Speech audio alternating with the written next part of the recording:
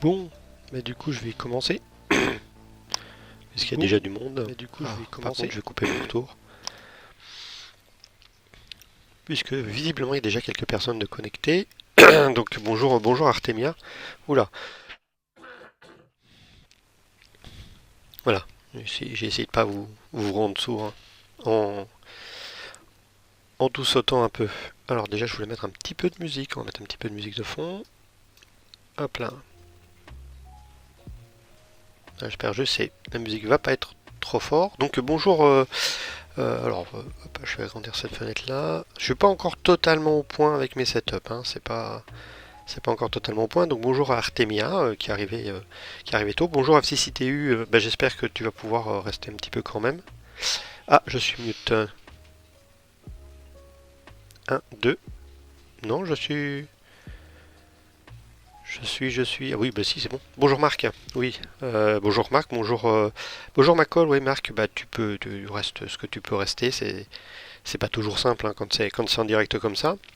J'essaie un nouveau petit format, un format un petit peu différent. Là, j'essaye de faire un truc où on va discuter de temps en temps entre nous ici, plutôt qu'être à la fois sur YouTube et à la fois sur YouTube et sur Twitch. Je vais juste faire Twitch je vais essayer de favoriser Twitch pour les lives. Donc du coup voilà, je me suis dit que ça pouvait être une bonne idée. Je ferai sans doute des lives également sur YouTube, mais ça sera peut-être plus des lives avec je dirais une finalité qui est bien précise. Là pour le moment, la finalité elle n'est pas hyper précise. Je dis que c'était une bonne idée de discuter un petit peu avec tout le monde. Voilà. Je sais pas, tiens mais salut Galac qui vient d'arriver dans le chat. Euh, j'ai pas encore un setup totalement complet ici pour faire des lives, mais j'essaye d'avoir mon tableau de bord pour voir qui est présent et qui me suit.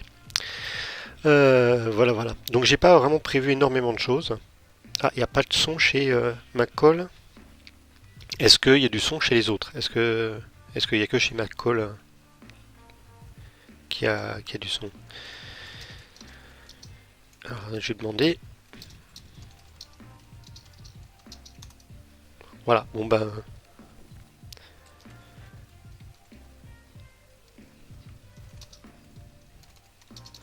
Je vais lui proposer de recharger la page, hein. Puisque si ça marche chez Marc, je l'ai dit sans trop accrocher les mots, c'est que ça doit me fonctionner. Moi j'avais du retour. Je vais pas vous le mettre, enfin si je peux vous le mettre, mais j'avais du retour. Voilà, ouais, vous avez entendu, il y a du son moi, pour mon retour, donc il y a peut-être un souci au niveau. Ah bah voilà, super. Et puis bienvenue McCall aussi, donc du coup. Ravi que tu sois là également. J'ai rien prévu de très très précis pour ce soir. Vous êtes déjà 9 personnes, waouh. Ça vient rapidement. Bonjour à TwisterUp45. Hola, comme tu dis. Euh, j'ai pas mis d'alerte sur les gens qui me suivent, etc. Ça viendra peut-être après. Bonjour également à Pure Shorts. Euh, bienvenue ici ce soir. Alors, vu que j'ai pas prévu grand chose de très précis, ce que je peux faire, c'est vous parler. Je m'étais dit que j'allais vous parler d'un petit truc, quand même. J'allais quand même vous présenter quelque chose qui est mais ce que j'essaie de faire avec ma chaîne YouTube et surtout la manière dont je me suis organisé pour essayer de produire rapidement des vidéos et que ça fonctionne bien. Vous voyez là en bas, j'ai ma capture d'écran, ça sert à rien que je laisse ça comme ça à l'écran. D'ailleurs, hop, Twitter, je peux le mettre de côté. Et puis après, on pourra parler un petit peu de Linux et on pourra parler un petit peu de radio, ou de radio en premier si pendant que Marc est encore là. Pour Twister Ops, oui, j'utilise OBS.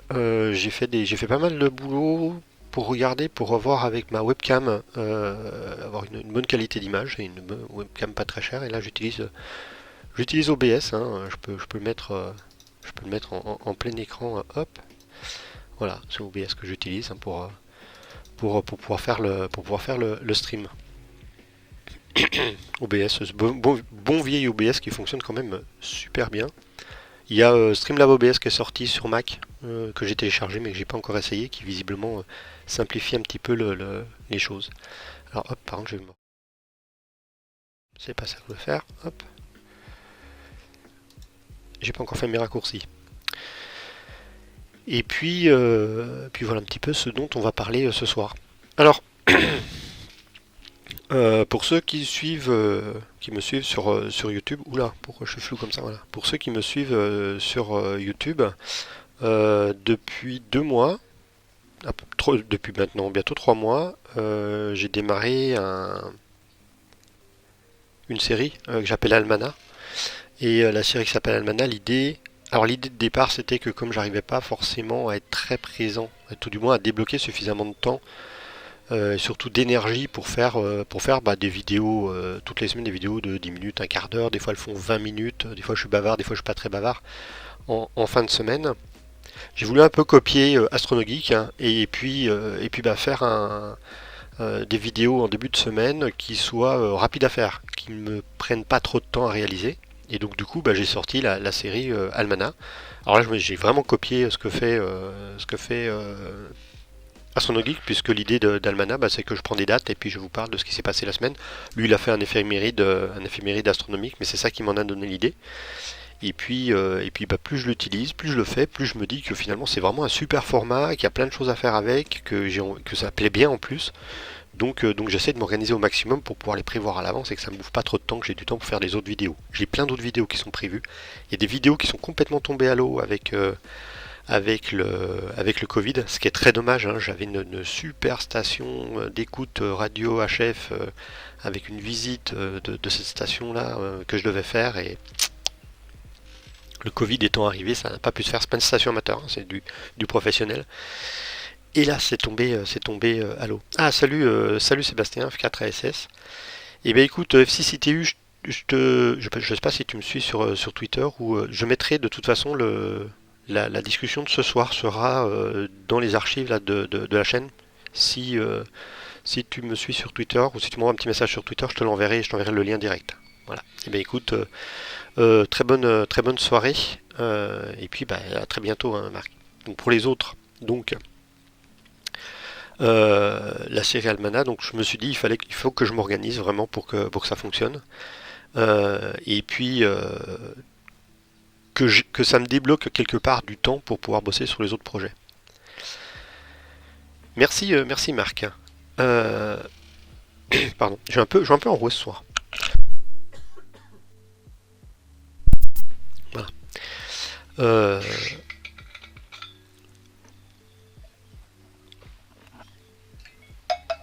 alors, pour ceux qui ont suivi mes autres streams, vous avez vu, j'ai un petit peu changé le setup quand même. J'ai mis un autre micro. Bonjour Bigou Ali.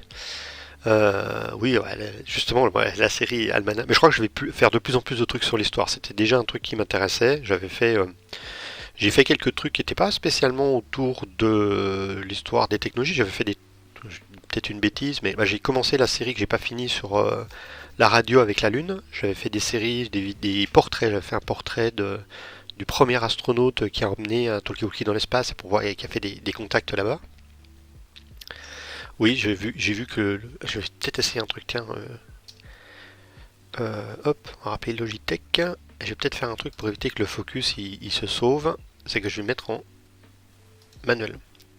Où est-ce qu'il est? La webcam. Mise au point. Hop, voilà, ça doit plus bouger maintenant. Ça devrait plus bouger, ça devrait fonctionner.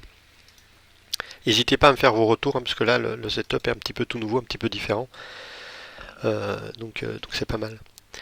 Euh, oui, alors c'est plus court, et puis historiquement, je trouve qu'il y a toujours plein de trucs à raconter, et puis ça joue beaucoup sur la corde nostalgique. Hein. Enfin, franchement, je m'éclate à le faire parce que je retrouve des trucs qui sont sympas. Alors je vais vous montrer un petit peu, comment je travaille. J'ai foutu de la flotte partout. Je vais juste faire un truc. Hop, je vais montrer mon calendrier, mais je vais peut-être enlever mes trucs avec les clients. C'est peut-être pas nécessaire que je montre les trucs avec les clients. Hop, anniversaire, jour férié, j'enlève. Voilà, je vais vous montrer ça. Je me suis fait un calendrier.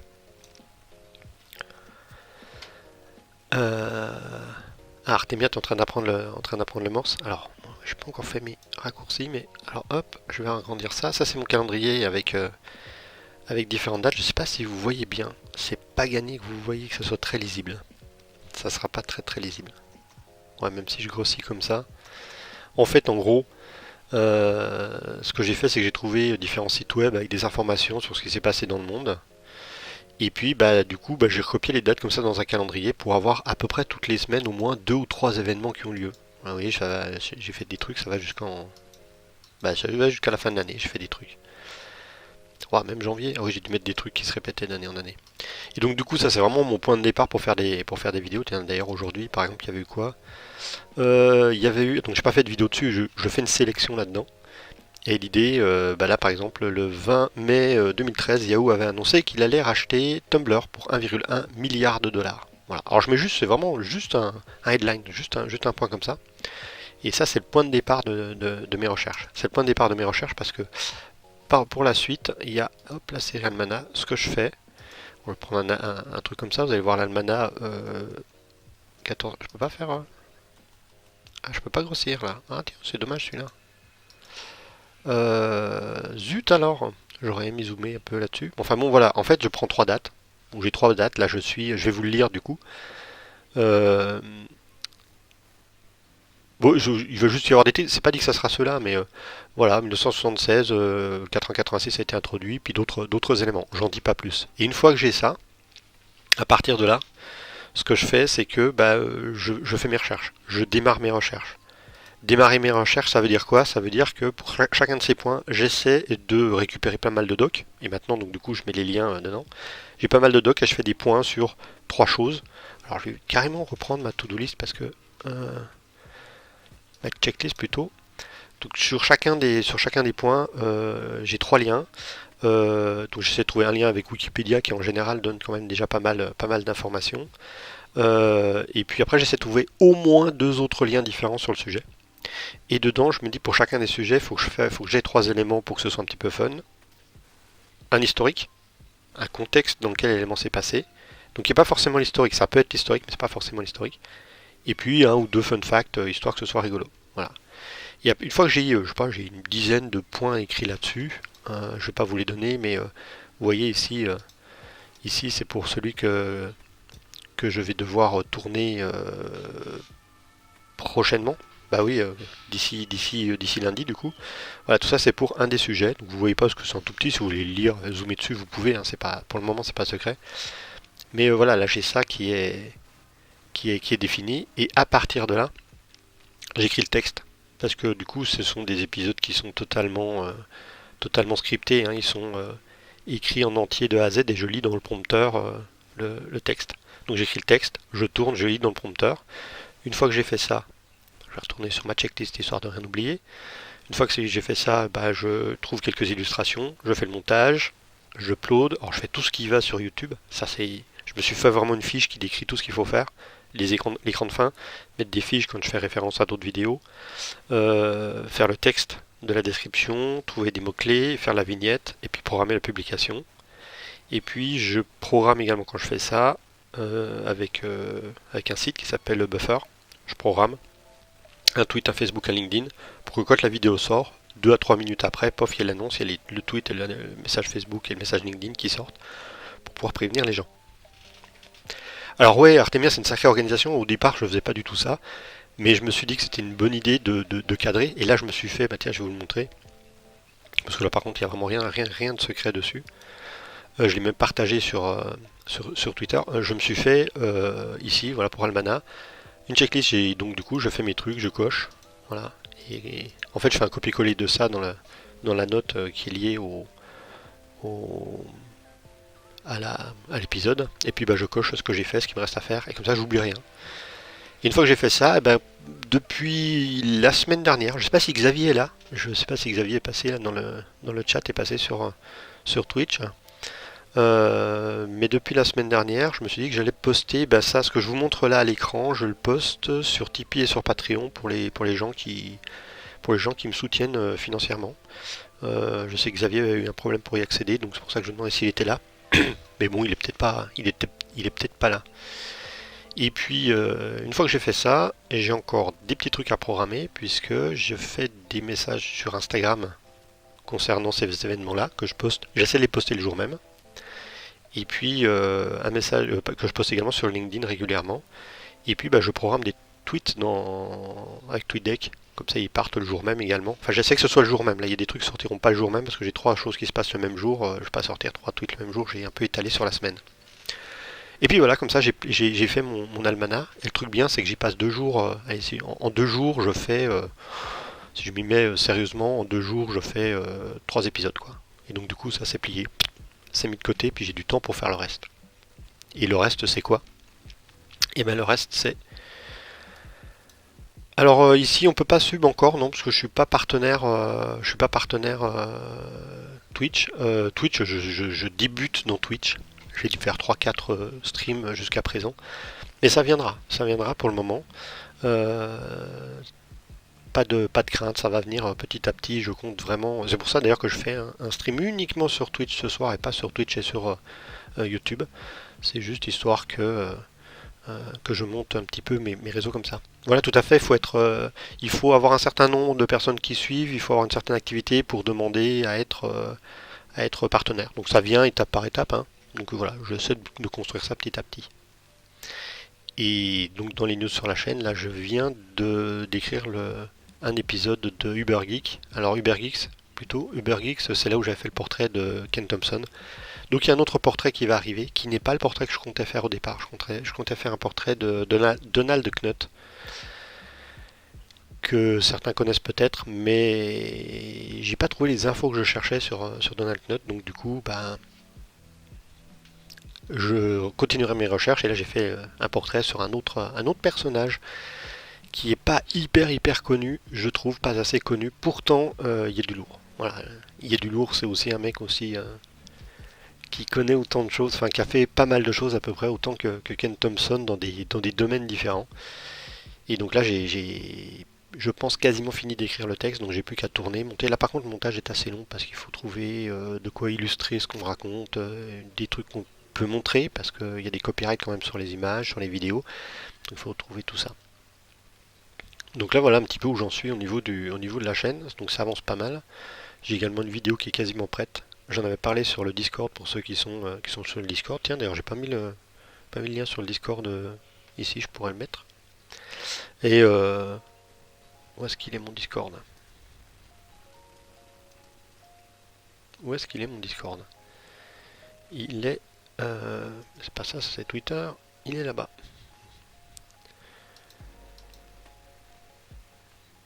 Hop.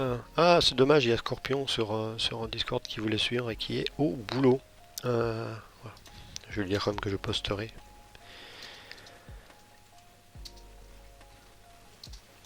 Hop.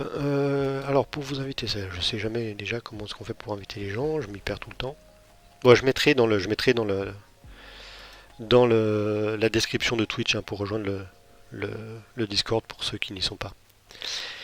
Et puis voilà en ce qui concerne un petit peu la chaîne YouTube. Euh, Au niveau des streams, j'ai plein d'idées au niveau des streams. Pour le moment, j'ai un petit peu refait mon setup à la maison parce que c'était assez compliqué. Le problème que j'avais, c'est que la caméra était fixée sur un bras sur lequel est fixé le moniteur. Donc un petit peu chaud. Ouais, bah ça pourrait être du GNU Radio en live, je vais pouvoir en faire, mais je vais vous montrer un petit peu le setup tel qu'il est là, si j'arrive à tirer la caméra. Je vais essayer, je vous promets rien. Alors excusez le bordel qui est à côté, hein, mais... Hop. Alors voilà ce qu'il y a face à moi. Donc là j'ai, comme vous pouvez le voir, j'ai mes écrans. Donc j'ai un écran que j'ai mis verticalement parce que du coup c'est assez pratique.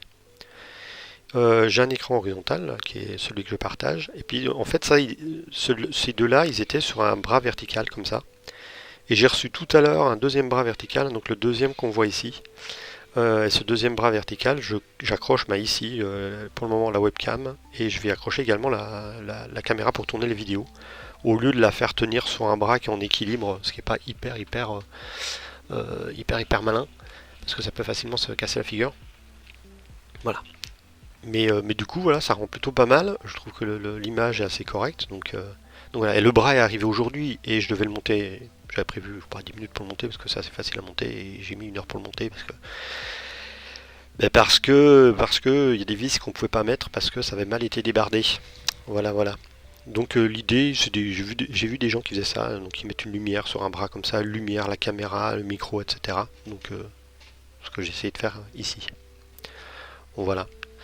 Euh, voilà un petit peu mon setup. Et donc du coup, je suis en train de faire le setup logiciel maintenant, notamment avec un écran qui est quand même assez sympa. J'ai pas d'overlay du tout pour le moment, pour ceux qui connaissent Twitch, mais ça va venir petit à petit. Alors au niveau de Twitch, ce que je voudrais faire, ouais, c'est je voudrais faire plutôt orienter les trucs un petit peu plus du côté radio. Donc pourquoi pas effectivement faire du GNU Radio. La dernière fois on a fait du SDR Sharp un petit peu, on a fait un petit peu de radio logiciel. Donc je vais reprendre ça. Mais j'ai un souhait que je vais essayer de faire. Mais là par contre ça ne sera pas forcément fait systématiquement. C'est que ici sur le stream, je voudrais faire un podcast sur la radio. Et je me dis que le tournage du podcast pourrait être fait en live via Twitch. Voilà. Donc il y a quelques copains avec qui je voudrais faire ça. Je leur en ai très rapidement parlé, très vaguement parlé. Voilà, ça sera l'occasion. Ça sera l'occasion de faire ça. Puis je me dis, bon, faire ça en direct en même temps, ça donne un petit peu d'interactivité, un petit peu behind the scene, qui est rigolo. J'ai pas d'expérience non plus dans le podcast, donc on verra. Voilà, voilà.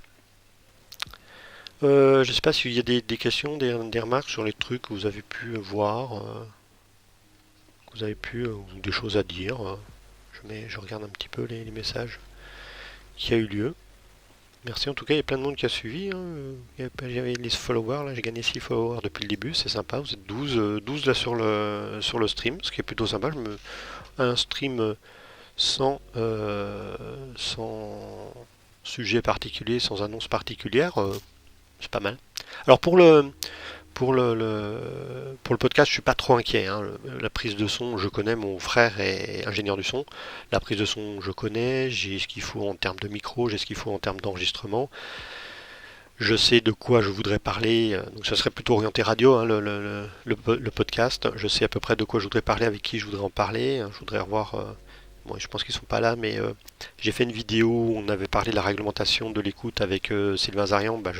Complètement quelqu'un que avec qui on pourrait se faire un épisode. On pourrait également faire un épisode en parlant des communications d'urgence, avec l'équipe de MCOM-FR ou avec Fred, hein. Sébastien qui est dans le chat connaît Fred, avec Fred ou avec toi d'ailleurs, Sébastien, ou avec plusieurs que je connais. Je ne veux pas tout vous dévoiler, mais j'ai un petit peu ça en tête. On pourrait faire également une interview de Youssef qui a créé le SDR Sharp et le AirSpice si ça l'intéresse, parce que ça je n'en ai pas parlé, mais je pense que ça pourrait faire un truc sympa. Et puis voilà, donc ça pourrait déjà faire des épisodes assez rigolos. J'avais dit que j'essaierais de faire un stream par semaine, mais les semaines passées ont été un petit peu dures. Du coup en termes d'énergie j'étais un peu KO le soir, j'avais pas trop l'énergie de faire ça. Oui, il était déjà un petit peu. J'avais un peu titillé, hein, Sébastien, j'avais un peu titillé Fred F4D pour parler des communications d'urgence. Et je crois même que lui m'avait limite sollicité sur le sujet, donc ouais, je pense qu'il y a moyen qu'on fasse quelque chose, ça pourrait être rigolo. Donc, euh, donc voilà. Et puis avec Youssef, on avait parlé également de faire un tutoriel sur SDR Sharp. Le truc c'est que je sais pas trop comment m'y prendre, et puis que pas comment m'y prendre pour faire un tutoriel. Ça va, mon boulot habituellement c'est de donner des formations, donc ça va. Normalement ça va. Le problème c'est que SDR Sharp je le connais que très superficiellement, donc je vais avoir pas mal de boulot à faire pour pouvoir vous le présenter, et puis peut-être ça vaudrait le coup de faire ça en discutant avec ce cher Youssef. Je regarde, j'ai des tweets qui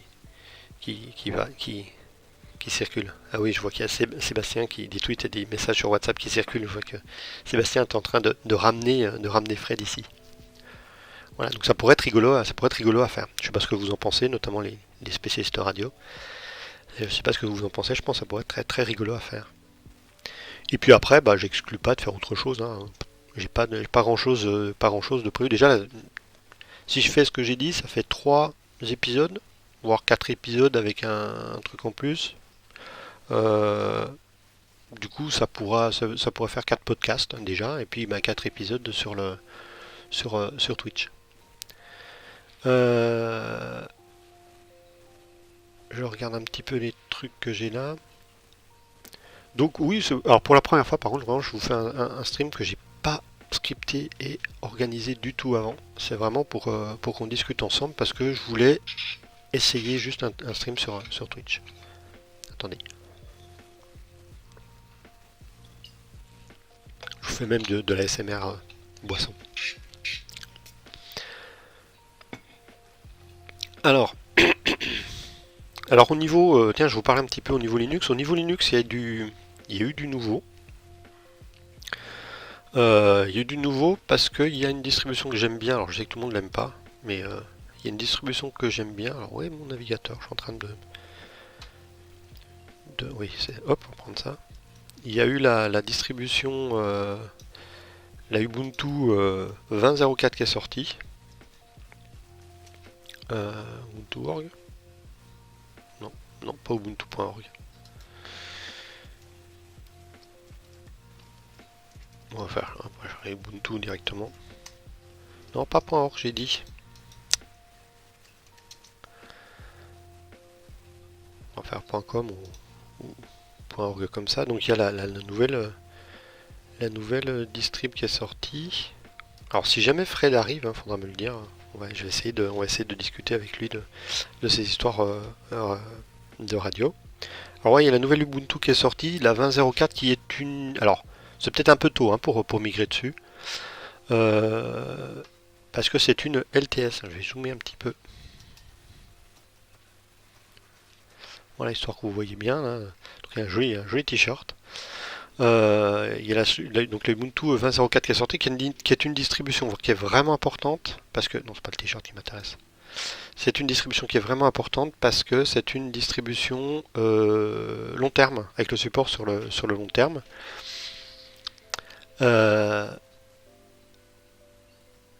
Alors, Sébastien, moi je dirais, alors Sébastien demande, pour ceux qui n'ont pas les yeux sur le chat, hein, comment ça se passe la mise à jour Ubuntu. Je peux comprendre que certains avaient des problèmes de migration. Alors, globalement, les mises à jour Ubuntu, de mon expérience, se passent plutôt bien, à une condition. C'est qu'on ait laissé la distribution la plus originale possible. Enfin, originale, la plus... qu'on n'ait pas fait trop de bricolage dans la distribution. Qu'elle soit restée la plus originale, ouais, possible, qu'on n'ait pas rajouté 50 dépôts supplémentaires et compagnie. Et dans ce cadre-là, bah, ça se passe plutôt pas mal. Mais, je dirais là où il faut faire gaffe, c'est que là, elle vient de sortir. Elle vient vraiment de sortir. Elle est sortie durant le mois d'avril. En général, on va dire que là, elle est en bêta. Originelle, merci Savage Blink. Et bonjour Savage Blink, je crois que je ne t'ai pas salué. Il vaut mieux, alors pas forcément un an, il vaut mieux attendre la 20.04.1. Et d'ailleurs, quand on est avec une ancienne version LTS, donc Long Term Support, la dernière LTS c'était la 18.04. La 18.04 ne va pas nous proposer de passer à la 20.04 avant d'attendre la 20.04.1, donc la première mise à jour. Mais parce qu'il y a toujours des petits réglages, des petits trucs comme ça à faire qui peuvent être embêtants pour certains. Non, on va pas attendre la 20.10. Alors attention, la 20.04 c'est la LTS, la 20.10 ne sera pas LTS. Ça va être deux branches parallèles, deux versions qui sont parallèles. Alors, juste pour récapituler, Ubuntu, comment il fait ses distributions? Ubuntu, il fait des distributions qui partent toujours, non pas de la version précédente, et ça c'est un point qui est important, qui est assez étonnant. La Ubuntu 20.04 qui vient de sortir, celle d'avant c'était la 19.10. Alors la 20.04 ne vient pas de la 19.10, c'est pas une évolution de la 19.10. La 20.04 repart toujours, chaque distribution d'Ubuntu repart toujours de la version de test de Debian, c'est-à-dire qu'ils s'appuient sur la Debian. Et chaque fois ils repartent sur la Debian. En fait l'idée c'est quoi? L'idée c'est qu'ils veulent pas trop s'éloigner de la distribution d'origine qui est la Debian. Comme ça il peut y avoir un échange dans les deux sens avec la distribution. Ça, c'est la première chose. Et donc, il y a deux versions qui sortent chaque année. La première version, elle sort en avril, et la deuxième version, elle sort en octobre. En gros, alors j'ai plus les chiffres là, mais je crois que je parle pas d'LTS et LTS, je vous en parle dans un instant, mais la durée de vie de la distribution, c'est-à-dire la maintenance qui est effectuée par Ubuntu, où ils vont mettre en place des patchs, faire de la maintenance sur les paquets quand il y a des bugs de sécurité, etc. Et bien toutes ces choses-là, elles ont lieu pendant à peu près un an. C'est un petit peu moins d'un an, mais moi je crois que c'est 10 mois, ou 9 mois ou 10 mois, je ne sais plus exactement, mais c'est à peu près ça. Donc en gros, quand on a une Ubuntu, on a des logiciels qui sont très à jour. Je vois que j'ai un petit peu de clipping sur le son, peut-être le baisser un tout petit peu. On a des logiciels qui sont très à jour, mais ça veut dire qu'il faut faire une mise à jour globale, à peu près tous les 6 mois, si on veut suivre le truc, hein, c'est-à-dire en octobre et en avril. Le problème, c'est que là, pour les entreprises, ça ne suit pas du tout, parce qu'on ne veut pas faire une mise à jour tous les 6 mois, c'est beaucoup, beaucoup trop courant. Ok, Sébastien, j'ai vu ton message. Euh, j'ai vu, alors je lis pas les messages sur WhatsApp, mais j'ai vu que tu avais pas mal parlé sur WhatsApp. Du coup, il y a la LTS. La LTS, l'idée, c'est d'avoir un support de 5 ans et que dans les entreprises, on puisse avoir cette distribution et maintenue pendant 5 ans. Alors, du coup, quand moi je suis avec une PA LTS, hein, j'ai la 19.04, je fais la mise à jour, je passe à la 19.10, ensuite je ferai la jour, je passerai à la 20.04, puis à la 20.10, etc. Donc là, ça fonctionne très bien, tout va bien de ce côté-là. Quand on est avec une LTS, on va pouvoir passer d'une LTS à la LTS suivante, directement. Ah, salut Fred. Salut Fred, on parlait de toi tout à l'heure. Je te dis tout de suite après pourquoi. Donc on passe d'une LTS à la LTS suivante. C'est-à-dire que là, on va pouvoir passer de la 18.04 à la 20.04. Oh là, puis il y a tout le monde. Il y a tout le monde qui est là. Salut. J'ai perdu ton prénom, ULQ. Voilà, je pense à deux trucs en même temps. Euh, donc, si je récapitule, Jean-Luc, j'hésitais entre Jean-Luc et Jean-Louis, je sais pas pourquoi. Salut Jean-Luc. Donc, je vous parlais là, la LTS. On va pouvoir passer de la 16.04 à la 18.04, puis de la 18.04 à la 20.04. Mais en général, la LTS, elle est mise en place pour les serveurs, pour des gens qui ont besoin d'une certaine stabilité. Et du coup, comme ils ont besoin d'une certaine stabilité, on va éviter de faire la mise à jour le plus tôt possible. Voilà. Donc ça, c'est une LTS qui est arrivée et qui va être présente a priori encore pendant 4-5 ans. Je dis 4-5 ans, je ne dis pas la durée exacte parce que il n'y a pas un support sur la totalité des éléments de la distribution sur toute la durée de vie. C'est un petit peu limité. Et pour moi, donc c'est une distribution que j'utilise beaucoup parce que il y a plein de docs, parce qu'il y a beaucoup de gens qui l'utilisent, qu'elle est simple à utiliser pour plein de débutants. Je sais qu'il y en a plein qui l'aiment pas pour des raisons plus ou moins philosophiques ou autres, mais moi je trouve que c'est une bonne distribution pour commencer. Elle est vraiment vraiment pas mal. Et puis sur des serveurs, ça fonctionne plutôt pas mal. Voilà. Donc moi, si vous voulez l'utiliser, c'est bien pour une machine dont vous savez tous les jours. Attendez un petit peu quand même. Attendez, je dirais quelques mois avant qu'elle n'arrive. Et puis je vais faire un peu ma pub. Au mois de février, je suis allé en Autriche, dans les locaux de LinkedIn Learning, pour enregistrer une vidéo court sur Ubuntu. Et on a fait ça avec la bêta de la Ubuntu 20.04. Voilà, donc c'est vraiment là, par contre, c'est pour les débutants. Si jamais vous avez un compte LinkedIn payant, vous avez accès à la plateforme LinkedIn Learning. Alors si vous ne saviez pas, c'est en or ça. Prenez pas un compte payant de LinkedIn pour ça, mais si vous avez un compte LinkedIn payant, allez faire un tour sur LinkedIn Learning. Il y a des milliers de cours en vidéo qui sont disponibles sur plein de sujets. C'est une mine d'or. Et là-dedans, j'ai pris, moi je l'ai mis en anglais et puis j'ai commencé à suivre un cours sur les podcasts. Justement, on en parlait tout à l'heure. Voilà. Donc distribution importante pour moi. Donc maintenant qu'il y a quelques radioamateurs en plus qui sont ici, là on est 16, c'est pas mal. Je vais revenir sur le sujet dont on parlait tout à l'heure, c'était que Jean-Luc, Fred, Sébastien et puis d'autres qui sont peut-être dans le chat et qui n'en parlent pas. Oui, alors, tu sais, Seb, tu peux même le laisser en 18. Moi j'ai des 16.04 qui tournent encore, alors il va falloir que je fasse la mise à jour parce qu'elles arrivent en fin de vie, mais ça fait 4 ans qu'elles tournent. Je veux dire, tant qu'il y a une mise à jour de sécurité, le reste, j'ai pas besoin de tout changer. Je parlais que j'ai une idée. Donc Fred, je t'en avais déjà un petit peu parlé. Alors je regarde là, mais je regarde également là, puisque c'est là où j'ai mon chat. Euh, J'avais eu une idée, et Fred, je t'en avais rapidement parlé, qui était que ça pourrait être une bonne idée qu'on fasse un podcast autour de la radio. Ah bah salut, salut David, F0GBY, qui finalement a dû rentrer du boulot. Donc faire un podcast autour de la radio et faire un podcast autour de la radio c'est une chose, mais en plus faire un stream Twitch comme ce qu'on fait là ce soir pour l'enregistrement du podcast éventuellement, ce qui pourrait être sympa. Alors le podcast, on n'est pas obligé d'être dans la même pièce, d'être ensemble dans la même pièce pour le faire, on peut faire ça à distance, mais justement je pense que ça pourrait être assez rigolo à faire, savoir que le podcast sera monté alors que le stream lui il sera direct en live. D'accord, David. David, de toute façon, je mettrai le lien. Donc David dit qu'il est toujours au boulot. Donc il est en train de regarder le stream Twitch depuis le boulot. De toute façon, si t'en loupes des morceaux, c'est pas très grave. Je mettrai le lien. Alors c'est pas en direct du coup, hein, mais je mettrai le lien avec le stream. Le stream va rester, je sais plus, c'est 14 jours ou 60 jours je crois, sur Twitch. Tu pourras revoir le truc. J'ai pas verrouillé l'accès. Il n'y a pas besoin de me suivre ou quoi que ce soit pour pouvoir y accéder. Donc, Fred, on en avait parlé un petit peu.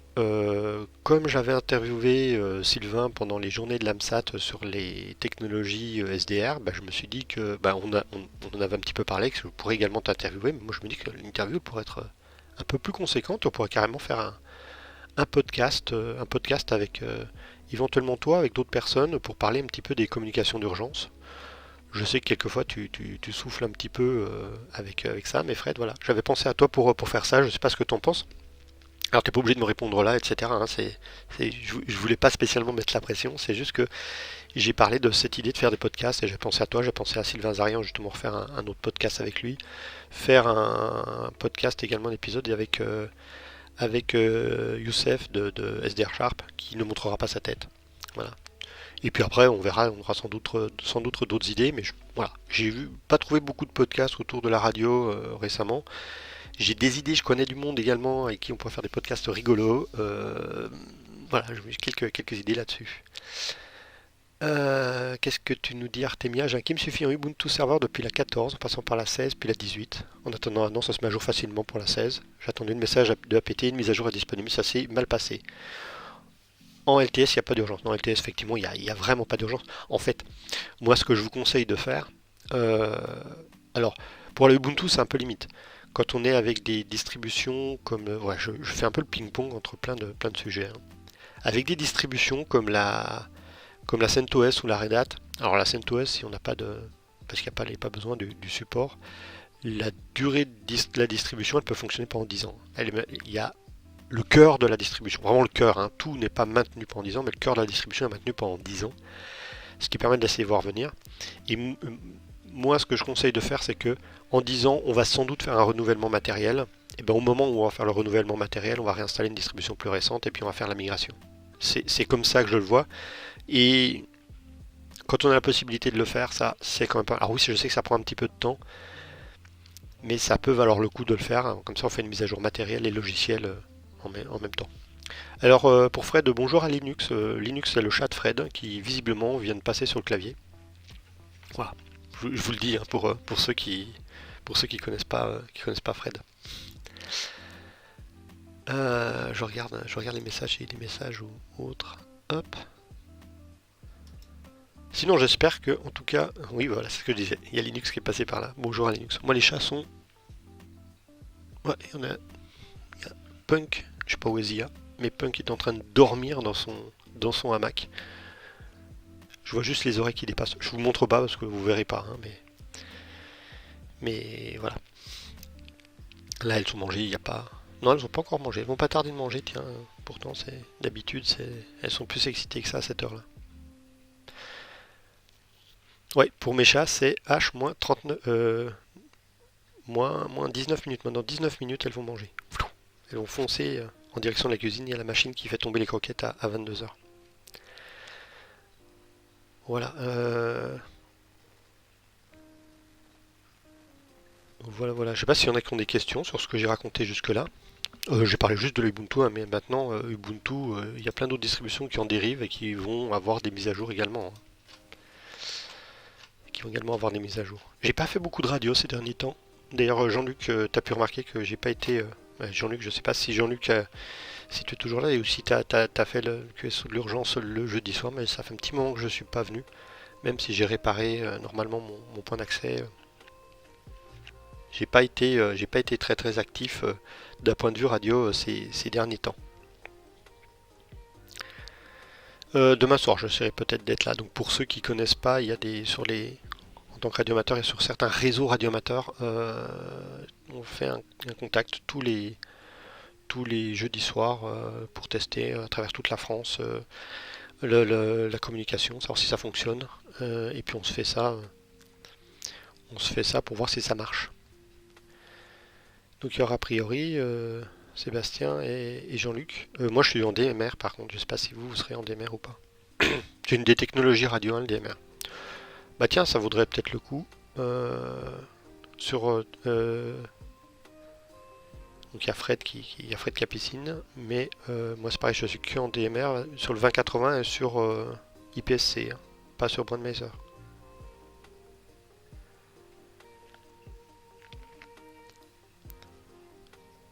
Voilà. Donc là, ce sont des infos techniques. Alors tiens, bah, je peux vous parler en deux mots de ces différents réseaux pour ceux que ça peut intéresser. Alors j'avais une autre fenêtre qui était à l'écran voilà, qui merci merci. Alors je vais faire un petit avant de parler ça. Je vais faire un petit truc qui est que comme je fais un stream cette fois que sur Twitch, et ben j'ai plus d'informations que quand je fais mon stream sur les deux. Pour ceux qui sont déjà venus, je faisais un stream sur Twitch et sur YouTube. Le problème c'est que du coup j'ai pas le tableau de bord complet. J'ai un tableau de bord un petit peu limité. Et là je peux voir que vous êtes 7 personnes à m'avoir suivi depuis le début du stream. Hein, donc Galac qui je sais pas s'il m'a juste suivi, si tu es présent dans les spectateurs. En tout cas, j'ai pas vu passer de message en ton nom. En tout cas, je te salue bien, qui était un copain. Il y a Twist Europe 45 également qui a suivi, Nico VN. Merci beaucoup. Ah bah oui, voilà. Et ben voilà, je te salue bien bas, mon cher ami. Nico VN, qui est également donc Twist Europe 45 qui a suivi également. Merci à toi. Merci à Nico VN d'avoir suivi. Merci à Big Wally. Sébastien F4SS, je te remercie beaucoup. Artemia76 également. Et puis J. Denois. Noël le mercomanche soir, exactement. Exactement. J'ai failli dire ton prénom, je ne vais pas le dire. Pas le dire comme ça. Donc ça fait plaisir de voir également des copains qui sont là. Et puis bah Fred, voilà, 8 qui ont suivi. Merci Fred également de me suivre. Alors pour les habitués sur Twitch, je ne suis pas partenaire sur Twitch pour le moment. Ça viendra petit à petit. Donc du coup, vous pouvez juste me suivre. Vous pouvez pas vous pouvez pas vous abonner avec un abonnement Prime ou un truc comme ça. Ça viendra plus tard. Je parie pas le feu. Hein. J'essaie de construire des trucs pour l'avenir. Comme actuellement mon activité pro est un peu au ralenti, j'essaie d'en profiter pour construire des trucs pour le futur. Alors, je parlais tout à l'heure du DMR, hein, puisqu'on a parlé ceux qui viennent d'arriver, si on regarde dans le chat, on parlait du DMR, du TG 2080, et PSC2, Brandmeister et compagnie. Le radioamateur d'aujourd'hui fait beaucoup plus de choses, a beaucoup plus de choix dans ce qu'il peut faire que le radioamateur d'autrefois. Et notamment, il y a plein de réseaux numériques qui existent et de réseaux numériques qui sont interconnectés. Merci Jean-Luc qui a fait un ULQ également de me suivre. Je mettrai des overlays prochainement. Je vous dis pas quand, hein, mais je mettrai des overlays prochainement comme ça quand quelqu'un me suit, pof, il y aura un petit pop-up qui va s'afficher à l'écran, puis bling, je vais pas le mettre là, bling, un truc qui apparaît. Ça sera plus rigolo. Et donc ces technologies numériques, il y en a plein, hein, et elles dérivent en grande partie de techniques radio qui viennent du monde professionnel. Ah bah revoilà Marc.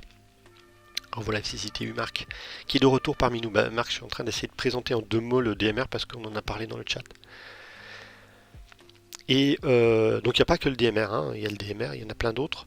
Il y a quelques technologies qui sont purement radioamateurs, à ma connaissance. Euh, je vous fais ça, mais alors en live, hein, j'ai pas préparé, j'ai pas de notes, rien. Le D-Star par exemple, qui est un protocole radio numérique, qui lui est plutôt orienté radioamateur. Le gros avantage que vont avoir des trucs, il y a le FreeDV également, euh, mais il y a on va dire, pourquoi est-ce que des technologies comme le DMR a un peu explosé avec les radioamateurs? Pardon. C'est que le DMR, Digital Mobile Radio, si je ne me plante pas, ça vient d'une technologie professionnelle. Et il y a beaucoup d'appareils chinois qui ont été faits pour le marché pro. Et donc du coup, ça a fait baisser les coûts. Et ça coûte très très peu cher aujourd'hui de faire une puce qui fait du DMR. Et c'est pour ça que ça a été un petit peu l'explosion. Le DMR, lui, il est vraiment pas adapté pour le monde radioamateur. Oui, il y en a plein, on va pas tous les citer. Il y a le New Packet Radio, tout à fait, qui est fait par un Français à la base. Le projet M17. Alors là, le projet M17, je connais pas du tout. Je connais pas du tout. Mais il faut se dire un petit peu que c'est les technologies des stars. C'est comment ça s'appelle? Fusion là. Fusion. L'autre nom, c'est quoi le truc de Yezu là? S'il y en a qui peut m'aider dans le chat. Le projet Fusion, c'est pas du D-Star, c'est du C4FM. Voilà. Je sais pas s'il y en a un qui l'aura écrit. Mais voilà, C4FM qui est un autre protocole, le DMR, ce sont tous des protocoles radio qui ont la possibilité. Alors le gros avantage du numérique, bah, c'est un avantage qui est que on a un signal qui est relativement constant si on a une bonne stabilité en fréquence et que les appareils sont bien réglés. On a une bonne stabilité en fréquence et une, une constance dans le signal jusqu'à la perte de signal. Et surtout, on va pouvoir multiplexer les signaux. C'est-à-dire qu'on va pouvoir avoir, par exemple, alors je connais mieux le DMR que les autres, hein. On va pouvoir avoir en DMR deux communications qui ont lieu sur la même fréquence, sur la même largeur de bande de fréquence. On pourra en avoir deux qui ne vont pas se gêner l'une et l'autre. Comme ça vient du monde professionnel, il y a plein de trucs qui alors je ne sais pas si on peut mettre les... je pense pas qu'on puisse mettre les URL. On ne doit pas pouvoir mettre les URL dans le chat. Parce que bah, je regarderai ça. Je pensais pour qu'on puisse pas faire de pub. Il y en a qui ont dû abuser. Pourquoi est-ce qu'on peut pas? Est-ce que je peux pas machin. Paramètres du chat. Tiens, hop. Alors attendez.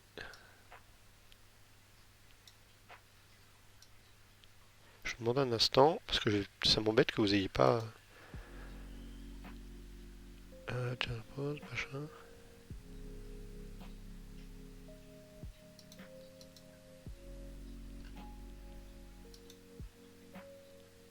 Alors, si Jean-Luc et... C'est qui c'est? Ouais, Sébastien et Fred, vous pouvez essayer de reposter vos liens. Je voudrais voir si ça passe ou pas.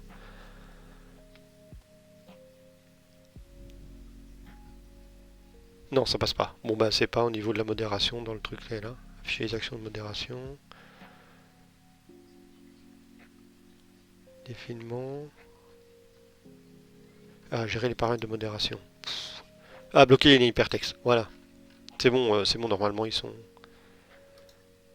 Hop, merde, comment je reviens au précédent?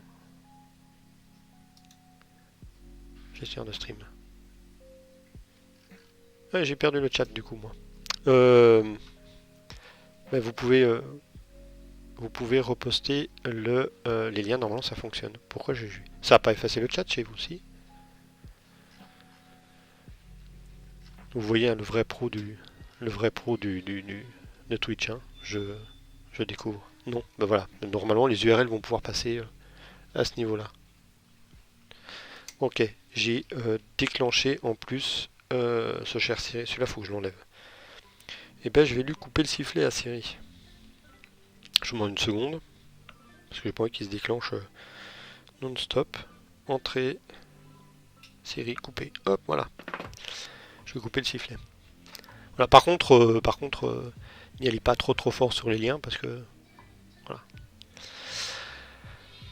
Euh, Le gros intérêt, c'est que ces réseaux-là peuvent être interconnectés entre eux par réseau filaire, donc par Internet, par VPN, par ce que vous voulez. Et donc du coup, quelqu'un qui discute à Paris peut discuter avec quelqu'un qui est à Marseille, et ils peuvent discuter sur différents canaux. Il y a différents canaux qui sont organisés. Ça s'appelle des talk groups. Et notamment dans ces talk groups, oui, ou sur n'importe quel réseau en fait. Idéalement, on peut faire ça sur un Abnet, qui est un réseau purement radioamateur, qui fonctionne à la bande des 2 Go 4, si je dis pas de bêtises, entre autres. 5 gigas aussi, peut-être un petit peu, puis d'autres liens. Mais le gros avantage, c'est que du coup, on va avoir surtout tous ceux qui sont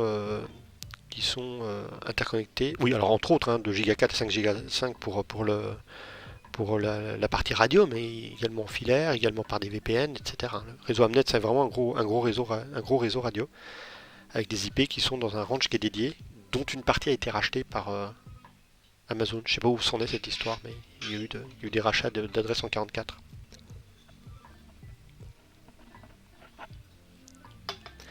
Et donc on peut faire des salons de discussion qui vont être soit régionaux, soit thématiques. Et il y en a un qui est le canal d'urgence pour les communications radio en cas d'urgence. Et voilà. Et donc c'est pour ça qu'on discute dessus. Et bien écoute Galak, à très bientôt. Très bonne soirée. Joue bien, puisque c'est l'heure d'aller jouer pour toi. Et puis je te passerai peut-être un message un de ces jours en direct sur Twitter. J'ai deux petits trucs à voir avec toi. À bientôt Galak. Merci d'être passé, merci beaucoup d'être passé, merci beaucoup de t'être abonné. Et donc du coup voilà, tous les jeudis soirs sur le canal de l'urgence, on se fait une petite discussion pour voir qui est présent, avec qui ça fonctionne, etc. Ce qui peut potentiellement aujourd'hui, en cas d'usage, c'est assez limité, mais potentiellement ça peut être un truc qui est important en cas de catastrophe naturelle, en cas de différents problèmes. Voilà, on en profite en même temps pour prendre des nouvelles, etc. Et maintenir un truc en fonctionnement régulier comme ça, c'est pas aussi simple qu'il n'y paraît. Oui, il y a la France, il y a la Guadeloupe, la Réunion. Euh, je ne serais pas surpris que petit à petit également d'autres pays francophones par exemple qui viennent nous rejoindre. Petite question, la musique qui est derrière, elle n'est pas trop forte pour vous? Je voudrais juste m'assurer de ça, parce que j'ai mis un peu de musique derrière. Musique qu'on a le droit de mettre, qui est libre de droit, mais ça va. Super.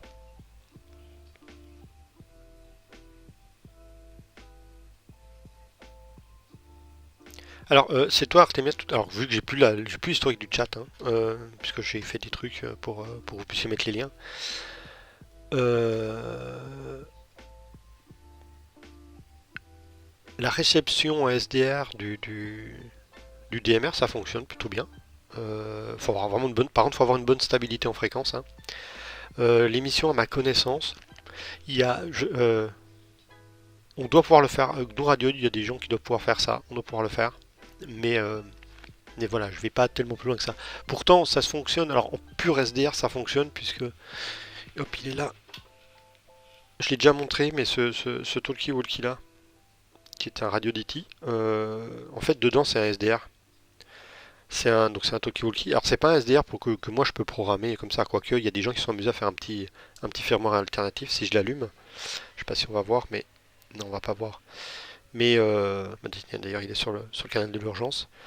Le GD77, il y a un firmware alternatif qui a été développé par des types, et en fait toute la partie décodage elle se fait d'un point de vue logiciel. Il y a une puce programmable qui permet de faire ça. Donc du coup ça permet d'adapter plein de trucs derrière. Donc ça se fait, hein, l'émission SDR, ça doit se faire, mais c'est un peu, c'est pas forcément très simple à mettre en place. Et puis, euh, et puis effectivement, en plus de l'indicatif, il faut demander un identifiant qui va identifier l'émetteur et l'utilisateur sur le réseau. Alors c'est celui que je connais le mieux, mais le D-Star AC4FM m'attire pas mal, mais pour le moment je dois vous avouer que niveau dépenses, j'essaie de freiner un petit peu, parce que j'ai déjà fait des investissements là pour tout ce qui est chaîne et compagnie, mais surtout niveau activité pro, ceux qui me connaissent en réel savent que je donne beaucoup de formations en présentiel. Là depuis 2 mois, les formations présentielles, il n'y en a pas eu. Il n'y en a pas eu, j'en ai peut-être une dans 15 jours. Mais pour le moment, il n'y en a pas eu. Et donc, du coup, ça se ressent au niveau du chiffre d'affaires, parce que c'est ça qui me fait vivre. J'en ai quand même donné à distance, avec Zoom. Je pense que vous connaissez Zoom. Avec Zoom, ça s'est super bien passé, franchement. Zoom est vraiment, franchement, j'ai été bluffé par ce qu'il pouvait faire. Moi, j'avais prévu une autre plateforme pour donner l'information qui s'appelle Big Blue Button. Mais mon client avait prévenu les participants de passer sur Zoom avec des identifiants, avec un salon qui avait été créé. Et ça s'est super bien passé. Donc j'ai quand même un petit peu d'activité professionnelle, mais on va dire que j'essaie de pas trop dépenser de sous parce que si ça continue comme ça pendant quelques mois, je vais devoir quand même lever le pied sur les dépenses. Voilà. Je vois que je sature de temps en temps. Faudrait que je mette un limiteur, tiens. J'ai encore pas mal de petits trucs à faire de ce côté-là. Voilà, je sais pas si vous avez des questions sur ce que je vous ai raconté jusque-là. Ouais, Fred, Jean-Luc. Jean-Luc, je pense aussi on pourrait faire un truc avec. On pourrait faire un. Je suis en train de chercher son indicatif F4G. Jean-Luc, on avait dîné avec un radioamateur quand on s'était vu à Strasbourg. Et on avait dîné avec un radioamateur qui était allé. Non, oui, toi, ton indicatif, Jean-Luc, je l'ai, mais c'était avec un radioamateur qui est allé en terre australe. Et ça m'intéresserait assez qu'on parle de ça. De toute façon, je l'ai sur Twitter, j'essaierai de lui envoyer un message, mais je me dis que ça pourrait être un bon sujet également d'un épisode de podcast. Ça pourrait être assez intéressant. Et puis bah toi également, il y a des trucs, je sais que t'as des choses à raconter, et notamment nous raconter quelques expéditions. Donc voilà, il y a des sujets pour les radioamateurs, je pense que ça ne manque pas. Je pense vraiment que ça ne manque pas. Nicolas, voilà. Euh, alors déjà, ouais, Jean-Luc, c'est un puits de science, il connaît plein de choses. Tu es modéré, Fred. C'est-à-dire, j'ai laissé la modération, j'ai laissé les trucs de modération par défaut, mais j'ai encore pas mal à apprendre hein, sur Twitch, comme vous voyez. Je sais pas si vous avez des questions, des trucs à aborder. Pour ceux qui font un petit peu de vidéo, d'audio, de vidéo. Je suis un petit peu déçu par un truc. Ah, message en cours de. Ah, j'ai laissé un truc en plus. Afficher les actions de modération. Alors, hop, je vais faire ça comme ça. Créateur dashboard. Alors, l'automode, qu'est-ce qu'il me dit? Alors, normalement, on fait du filtrage sur la discrimination, le contenu à caractère sexuel, provocation, harcèlement, vulgarité. Donc, je pense pas que ce soit vraiment pas. De connaissance, en fait, c'est pas vraiment pas les trucs qui sont là. Ah, pour ceux qui entendent le bruit qu'il y a derrière, les croquettes sont en train de tomber. Ah bah je voyais pas où était Zia, elle était devant la machine. Devant la machine à attendre que ça tombe. Bon, là, Fred, je sais pas pourquoi tu as été modéré. Big Wally, bah, très bonne soirée. Je pense que de toute façon, on va pas encore discuter très très longtemps parce que j'ai pas grand chose d'autre à dire. Euh, voilà, je maîtrise pas encore totalement Twitch. Hein, c'est vraiment un truc, faut que je le travaille. Et je le travaille en faisant des streams. J'ai trouvé le format là pour le moment de mettre l'image comme ça, un petit peu en 16 dixième, comme ça, qui est plutôt pas mal, qui permet de partager l'écran. Euh, et puis bah, petit à petit, je vais rajouter des overlays dessus quand quelqu'un suit, quand quelqu'un, je sais pas, se subscribe quand je pourrais le faire, etc. Donc ça pourrait être assez sympa. Non, si vous n'avez pas de questions, hein, je ne sais pas ce que je peux vous raconter de plus. Et bah merci F4 GVP pour le follow. Je sais ça s'affiche pas à l'écran, mais moi je l'ai quand même ici. D'ailleurs, vous pouvez voir, hein, c'est la fenêtre. Hop, regardez, hop. C'est sur cette fenêtre-là. C'est sur cette fenêtre-là que je vois qui arrive à suivre. Qu'est-ce que tu dis, Marc? On pourrait mentionner les recherches potentielles en matière de modulation numérique large bande, 500 kHz, qui ouvrirait un sacré champ d'expérimentation dans le domaine des SDR, de modulation voix, données, images. Et puis il y a Sébastien qui dit qu'il se bat avec un modem MMDVM. Les modems. Alors, Marc, oui, tout à fait. Alors, il y a plein de choses à faire. Le problème qu'on va toujours avoir, hein, c'est un petit peu toujours le même problème, c'est le temps. Est-ce que je vais avoir le temps de faire? Est-ce que j'aurai le temps de faire tout ça? C'est souvent le souci. Et puis après, il y a les aspects réglementaires. Maintenant, au labo, on peut un peu faire plein de trucs. À l'époque où j'avais fait pas mal de trucs avec la Drasec, on avait tenté des expérimentations pour remonter des images. On faisait ça avec des bouts de ficelle, hein, mais de remonter des images. Alors, pour ceux qui ne connaissent pas les Adrasec, c'est une association de radioamateurs. Il y en a dans plusieurs départements dans lesquels on travaillait avec la sécurité civile, dans des missions de sécurité civile. Et j'ai eu la chance de pouvoir, avec ça, participer à des événements réels, mais également à des exercices, et en exercice, des PPI, plans particuliers d'intervention. Et par exemple, j'ai participé plusieurs fois en préfecture de Créteil, ouais, en région parisienne, où on supposait qu'il y avait un incendie dans un dépôt de carburant à côté d'Orly, par exemple. Il y a plein de choses à faire avec ça. Et donc l'idée, c'était de pouvoir avoir la possibilité de ceux qui étaient sur le terrain, qu'ils envoient des images en temps réel aux personnes qui sont en préfecture pour prendre les décisions. Parce qu'il y avait personne qui faisait ça et c'était pas forcément trivial à faire. On a fait des choses assez sympas et moi ce que je cherchais à faire, c'était d'utiliser des techniques utilisées ailleurs. Typiquement des trucs qui tournent un petit peu autour du Wi-Fi, mais on n'arrivait pas à faire ce qu'on voulait pour remonter vidéo, chat et voix en même temps. Et il y avait une grosse demande de ce côté-là, il y avait des trucs intéressants à faire de ce côté-là. Maintenant, après, les Adrasec, c'est des associations qui sont très cadrées avec des gens qui. Voilà. Je ferai pas tellement plus de commentaires là-dessus. Oui, indirectement de l'Amnet, mais j'avais pas l'Amnet en tête spécifiquement parce que je connaissais pas spécialement l'Amnet. Mais l'idée c'était de remonter un flux comme ça. À l'époque, je jouais beaucoup. Oui, hein, tu peux dire ça, Fred. C'était le CT. Je n'ai pas renouvelé mon adhésion. Euh, c'est une époque. Alors, j'ai eu la chance moi, de pouvoir bosser assez tôt dans tout ce qui était Wi-Fi. On avait fait des choses super sympas avec le Wi-Fi, notamment une époque où le Wi-Fi il fallait une autorisation pour le faire. On avait eu euh, une autorisation du Premier ministre pour faire des expérimentations. On a fait ça à Rochefort, sur la côte ouest. Et on a fait une communication à 12-13 km pour montrer qu'on pouvait faire des trucs sympas avec ça. Ça, c'était dans les années. Tout début du Wi-Fi, puisqu'il fallait une autorisation pour le faire. Je suis en train de réfléchir à quelle année c'était. Mais ça devait être 2001, 2002 par là. Et puis ben, j'ai toujours gardé ça en tête de pouvoir faire des choses à usage multiple. Et c'était ça que j'avais en tête.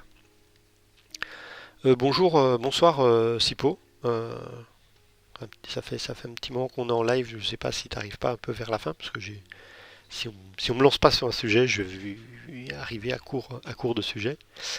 Euh, mais oui, c'est ça. Ah bah oui, ah bah les WRT Link 6. Alors attends. Euh,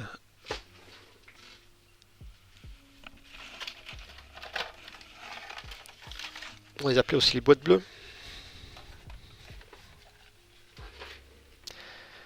Voilà, des trucs comme ça. C'est ceux-là dont tu parles, je suppose, Marc, hein, c'est ceux-là dont tu parles. Putain, il y a une tonne de poussière dessus, on voit que c'était au-dessus de l'armoire. Puis ça, c'est un récent. Celui-là, il faisait le G. Oui, c'est le WRT 54GL. Et des antennes avec les boîtes de Ricoré, effectivement, qui faisaient une caisse de résonance qui fonctionnait super bien. Tiens, je peux mettre, je sais pas, ça va être très, très net par contre. Hop, puisque j'ai désactivé l'autofocus. Bon, je remonterai ça après parce que sinon je vais tout faire tomber, je vais tout me faire tomber sur le nez. J'ai pas envie de faire tomber ça sur le nez. Et c'était assez rigolo. C'était assez rigolo à faire. C'était vraiment, vraiment, vraiment sympa. Oui, j'ai enlevé le focus automatique. Sinon ça pompait un petit peu, ce qui n'est pas super agréable pour vous. Et puis comme j'ai réussi à trouver des réglages avec la webcam qui sont à peu près potables, c'est ce qui est assez impressionnant. Je vous montrerai après la différence entre en mode automatique et puis avec les réglages. C'est un truc de fou. Mais je vous montrerai après parce que si jamais il y en a qui bossent avec une webcam, ça peut valoir le coup de savoir comment la régler. Donc oui, voilà, le Wi-Fi c'était assez rigolo. Je voulais juste remonter sur un truc, c'est que Seb, lui, Sébastien F4SS disait il se battait avec un modem MMDVM. Le modem MMDVM, justement, tu me diras si je dis une bêtise, hein, mais c'est un petit appareil qui va justement faire la passerelle entre une radio numérique, un talkie-walkie par exemple, comme le GD77 que je vous ai montré là juste avant, comme un Yazoo qui est en C4 FM, comme un Kenwood ou un Nikon qui est en D-Star, et puis d'autres personnes qui vont être soit sur ces fréquences-là, soit avec un autre appareil avec ce protocole radio-là, mais ailleurs. Donc ça passe par le réseau et par une centralisation de réseau, un petit peu comme un fournisseur d'accès qui va centraliser tout plein de personnes qui sont avec ces modems-là et des relais sur lesquels ils sont installés. Et puis par exemple, je pourrais très bien moi discuter avec si le mât n'avait pas été brûlé par des gens qui ont fait cramer des mâts radio, j'aurais pu discuter avec mes copains du Jura en C4 FM depuis Paris. Ça passe par internet, etc. Et ça rediscute là-bas et on peut discuter entre nous de ce fait-là. Et le modem, c'est lui qui fait la passerelle entre mon talkie-walkie local et puis l'ensemble du réseau. Voilà. Si j'ai pas dit de bêtises, Seb, tu me corriges si j'ai dit des bêtises. Seb ou Jean-Luc, parce que Jean-Luc, lui, il en a carrément conçu, lui. Donc, j'ai pas dit de bêtises, ça doit être ça. Ou alors, c'est que je suis fatigué et puis que j'ai mélangé avec un autre truc.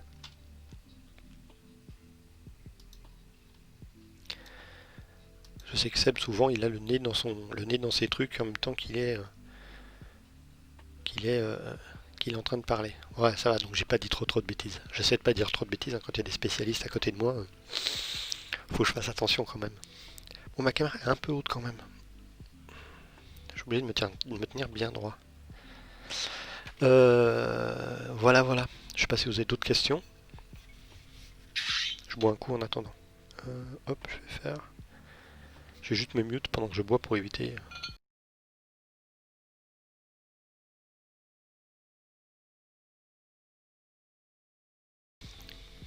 Ouais, mais il y a Jean-Luc pas loin. Jean-Luc il s'y connaît bien quand même. Et tiens, je vais vous montrer un petit truc. Je réfléchis comment je vais le montrer. Merci. Alors là, je vais mettre à l'écran. Paf, on va le mettre comme ça. Ah, c'est con ce que je fais. C'est très très bête ce que je fais. Alors, je vais pas faire ça comme ça. Je vais vous montrer la webcam. Pour ceux qui ont des webcams, ça peut servir. Oui, on parlait de. J'ai essayé de dire ce que c'était qu'un modem MMDVM, pardon. Et j'avais peur de dire des bêtises. Il faut faire attention quand on a des spécialistes.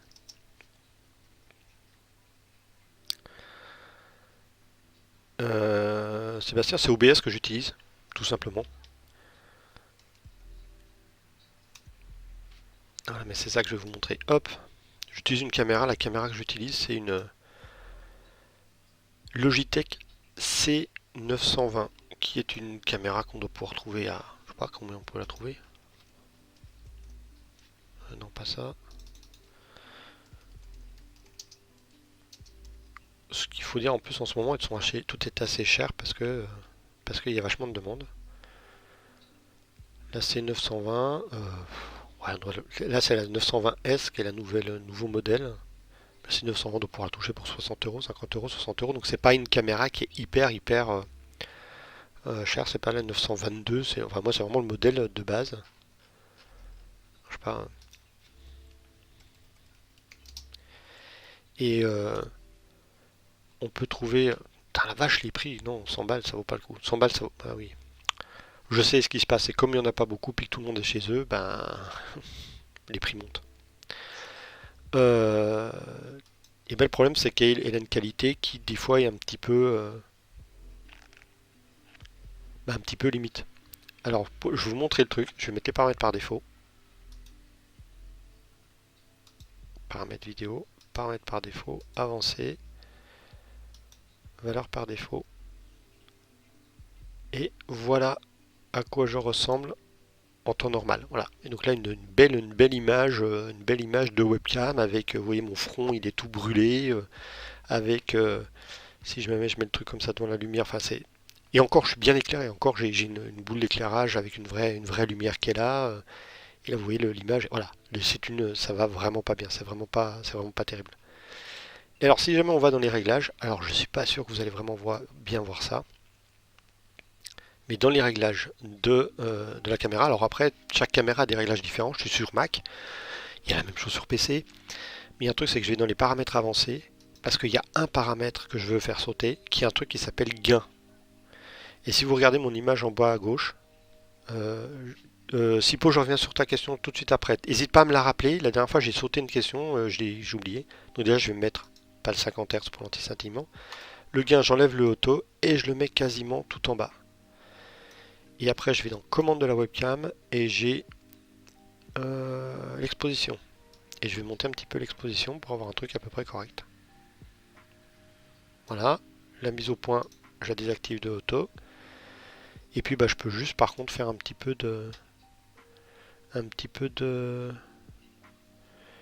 d'équilibrage des blancs. Alors là je me vois pas bien, attendez, je vais remettre en comme ça pour me voir. Parce que je suis un peu rouge, je vais juste baisser un tout petit peu. Et puis voilà. Et puis voilà, d'un seul coup on a énormément amélioré la qualité de l'image. Vous voyez, c'est plus brûlé là sur le front. Et puis la qualité de l'image est plutôt pas mal. Donc voilà, si jamais vous avez une webcam, moi je vous conseille d'aller faire un petit tour dans les réglages, surtout sur une webcam de bonne qualité comme la C920 qui est vraiment... Enfin voilà, ça n'a strictement rien à voir. Alors Sipo posait une question pour revenir sur le tutoriel du P-Hole. D'ailleurs, je voulais faire un... J'ai pensé faire un stream un peu stupide. Je me suis dit, tiens, je vais faire la mise à jour du P-Hole en streaming. Faut juste pas que ça plante. Parce qu'à ce moment-là, je perds le stream. Donc je me suis dit, non, en fait, je vais faire une petite vidéo pour ça. Ça va être un petit peu plus compliqué. Je reviens sur ton tuto P-Hole. Conseillerais-tu l'utilisation du serveur DHCP du P-Hole? Des avantages par rapport au serveur de la box? Alors non, c'est pas une question hors sujet. Hein. Alors là, je suis vraiment ouvert à toutes les questions. Hein. C'est un petit peu le but du stream, c'est que c'est beaucoup plus large en termes de trucs. Si je peux répondre. Alors là, en l'occurrence, oui, je peux répondre. Il y a un vrai intérêt. Alors, il y a un vrai intérêt dans certains cas. Je suis en train de réfléchir. Je crois que c'est si jamais tu as une Livebox, donc que tu es chez Orange. Quand tu es chez Orange, la Livebox ne permet pas de modifier dans les paramètres DHCP l'adresse IP du serveur DNS. Ça veut dire que du coup, si tu installes un P-Hole, t'es un peu coincé parce qu'il va falloir que tu configures chacune des machines de ton réseau pour qu'elle puisse se connecter sur le P-Hole au niveau du DNS au lieu de faire passer ça pour tout le monde. L'idée qui est derrière, et ça doit être dans les commentaires d'une de mes vidéos sur le P-Hole, il y a quelqu'un qui a fait ça, j'avais épinglé le commentaire.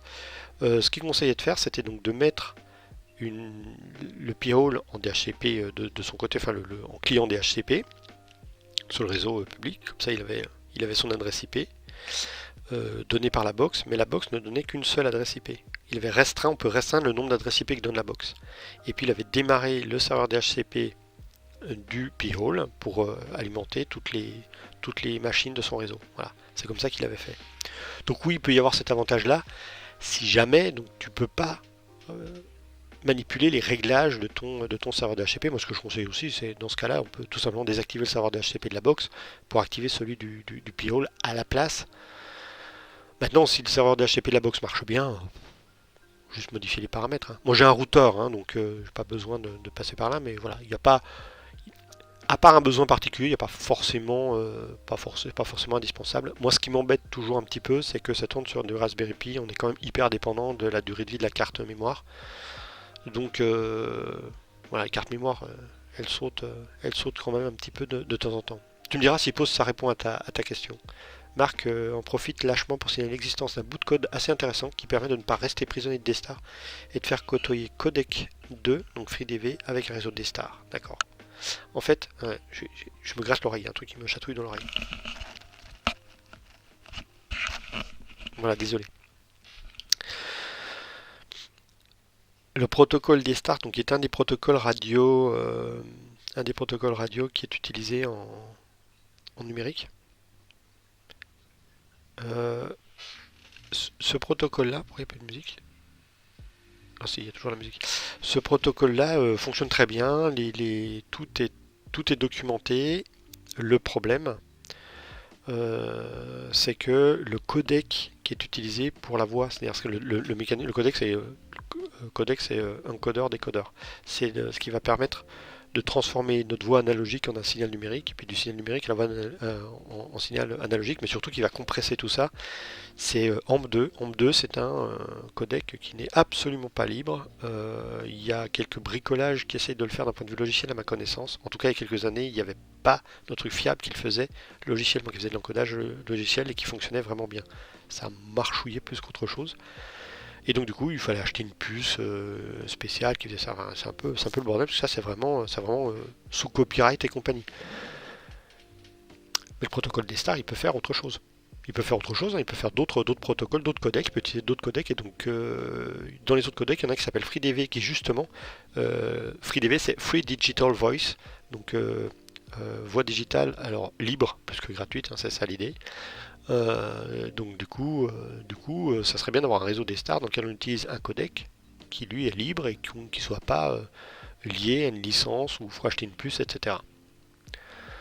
Et donc du coup c'est ce dont parle FCCTU de Marc qui nous dit qu'il y a un bout de code qui permet de faire ça. Voilà. Alors AMP peut-être, Sébastien, est-ce que AMP2, parce que c'est AMP2 qui est utilisé aujourd'hui à ma connaissance. Alors, je ne sais pas du tout, je ne sais pas du tout. Bon appétit Fred. Tiramisu fraise, c'est pas mal. C'est pas mal. Oui, le 2 ça m'aurait étonné, mais c'est surtout que le AMP1 aujourd'hui, est-ce qu'il est encore vraiment utilisé? Je sais pas vraiment. Oui, il y a Jean-Luc qui dit sur tous les réseaux qui revient dans 10 minutes. Euh,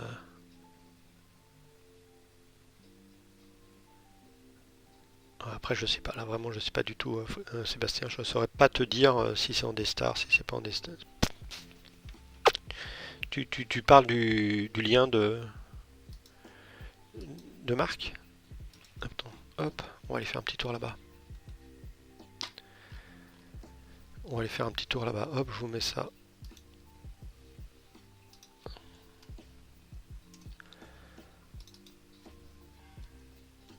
Alors, qu'est-ce que c'est? PDV2. Project Description. Collection de code Python. En D-Star. Mais il n'y a pas.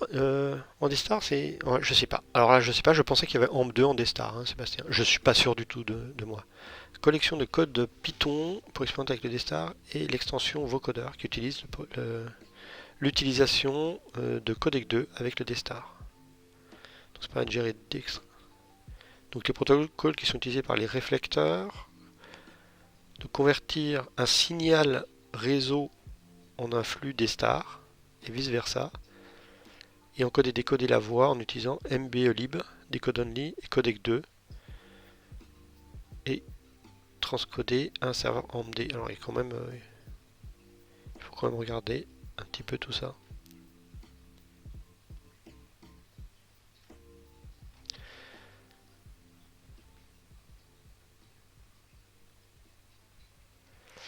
Donc c'est un peu ça, effectivement, ça permet de... Ouais, il y a des choses à... Ah, t'as peut-être raison, en 2, c'est peut-être sur le démarrage. Attends, je vais regarder. Donc là, ouais, ça a l'air pas mal, ça a l'air pas mal, Marc, ce que tu nous as montré. Bibliothèque des stars, ça a l'air vraiment, vraiment pas mal. Moi, j'ai un tout petit écran, là, donc sur le retour. Mais Jean-Luc va revenir, on lui demandera tout à l'heure. AMB 2 versus AMB.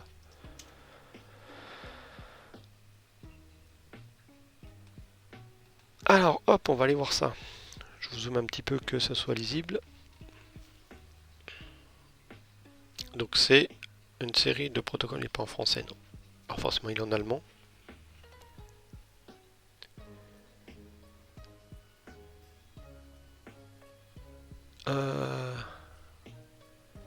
Je regarde après le projet M17, tiens, du coup.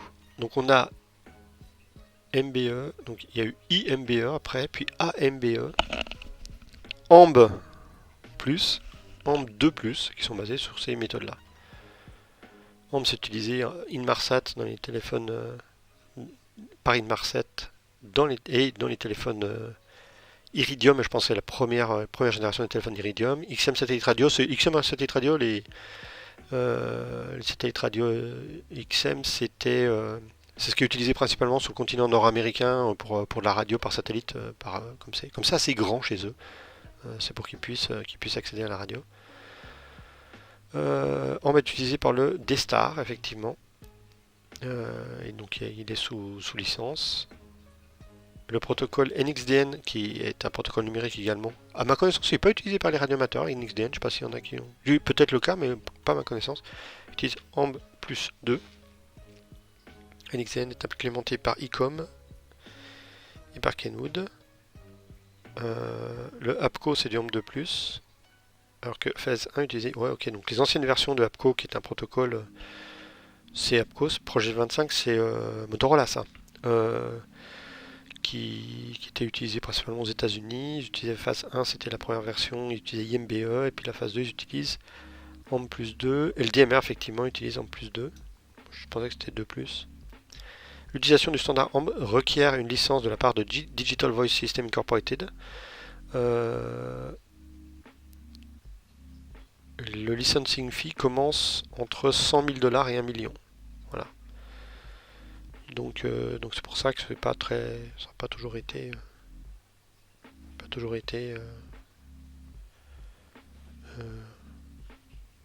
ça a été pas mal critiqué pour le D-Star. Alors attends, hop, Marc disait, c'est pas trivial, l'idéal serait un véritable développement d'un réseau FreeDV, mais un œcuménisme réciproque de toutes les infra-codecs base, ça serait pas mal non plus. Ouais, de toute façon, faut pas rêver, on va toujours avoir ceux qui veulent faire fonctionner leur truc dans leur coin avec leurs petites habitudes et le petit chef du coin. Quand je disais tout à l'heure, là je parlais de APCO Project 25, c'est du P25 et Sébastien dit P25 est aussi dispo sur le TIT. Le TIT, c'est le. Tu parles du Talkie-Walkie Ouais, moi j'ai juste le GD125 et les Red Davis. J'ai pas de TIT. Ouais, j'ai assez de Talkie-Walkie, hein. J'en ai même mis dans les tiroirs parce que j'en ai partout.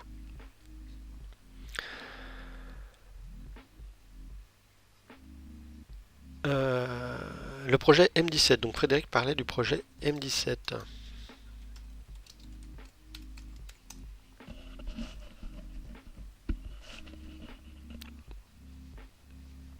Ouais, t'as été le constructeur. Le projet M17. Le projet ici doit être d'éjecter les protocoles propriétaires des ondes radio, remplacer le DMR, fusion, D-Star, etc. Pour faire ça, c'est pas suffisant d'être ouvert, il faut que ce soit légitimement compétitif. Voilà, c'est ça le projet M17, open source, open hardware et ham radio, donc radio amateur. Je ne connaissais pas du tout. Il y a sans doute plein de trucs à faire avec. Tout va encore être, comme d'habitude, une histoire de temps. Euh, avec des radioamateurs du monde entier.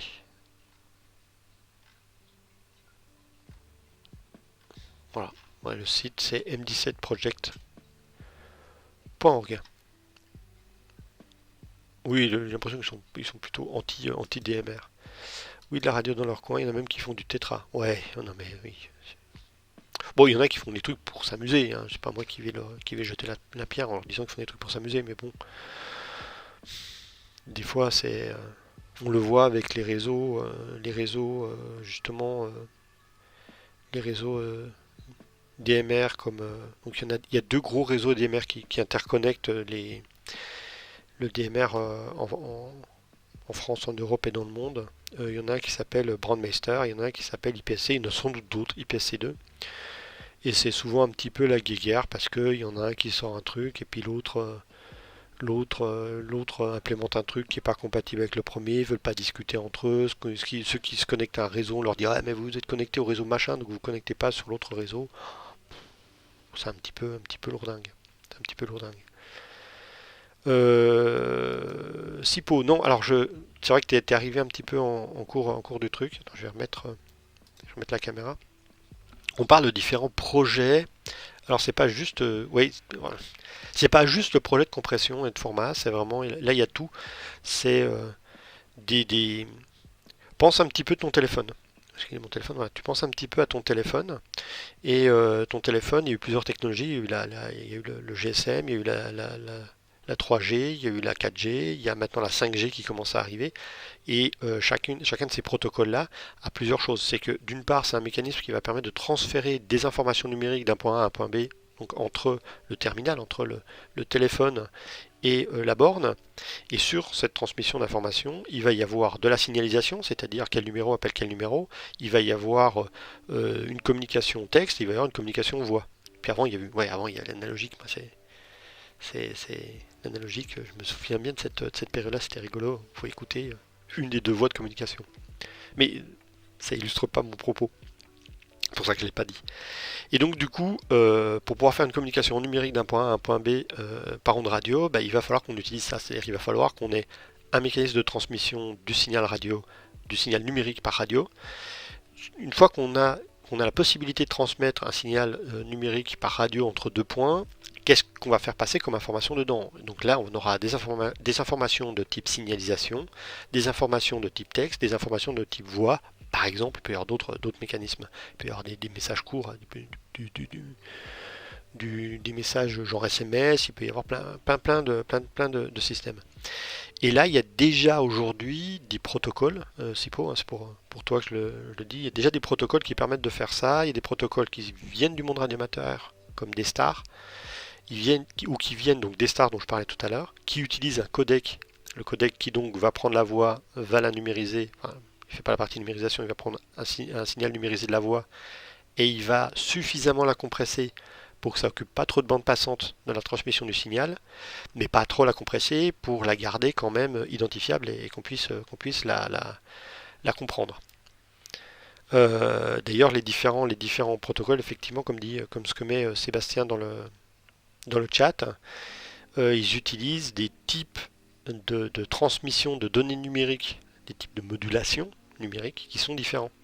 On a du TDMA, du FDMA et du GMSK qui sont la manière qu'on va avoir de transmettre des informations. En TDMA, c'est le T, il veut dire time.